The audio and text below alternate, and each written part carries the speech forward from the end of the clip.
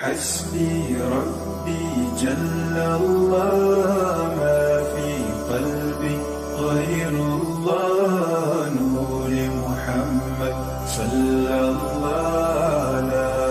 إله إلا اللہ۔ ایسا شخص جس کا کاروبار اور جس کی آمدنی سب سود پر مشتمل ہو، اگر وہ میلاد شریف کراتا ہے تو اس کے یہاں کا کھانا کھانا جو ہے وہ کیسا ہے؟ تو حدیث پاک میں آیا ہے کہ الدین النصیحہ، دین خیر خواہی کا نام ہے، اور خیر خواہی ایسے بندے کے لیے یہ ہے کہ اس کو کہا جائے کہ وہ اپنے بینک سے وہ قرضہ لے لے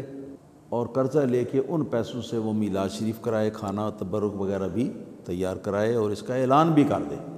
کہ بھئی میں جو ملازمت کرتا ہوں یا کاروبار کرتا ہوں تو اس میں یہ خرابی ہے شرعی، اور میں یہ کام کرنا چاہتا ہوں یہ میلاد شریف والا، تو اس کی برکت سے محروم نہیں رہنا چاہتا، لہٰذا وہ اپنے بینک سے قرض لے، اور قرض لے کے تو اس قرض سے وہ یہ سارا کام کرے، اور جب ایسا کرے گا تو اس کے یہاں کا وہ جو تبرک ہوگا کھانا، وہ بھی کھانا جائز ہوگا اور کوئی اس میں حرج نہیں ہوگا۔ لیکن اگر ایسا ہے کہ اس نے یہ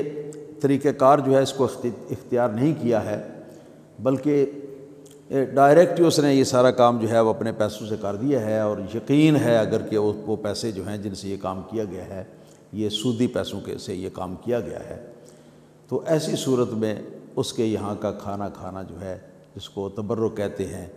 وہ تبرک نہیں ہے بلکہ کچھ اور ہی ہے، یہ اس کو کھانا جو ہے وہ شرعاً جائز نہیں۔ اللہ تعالیٰ ہدایت عطا فرمائے۔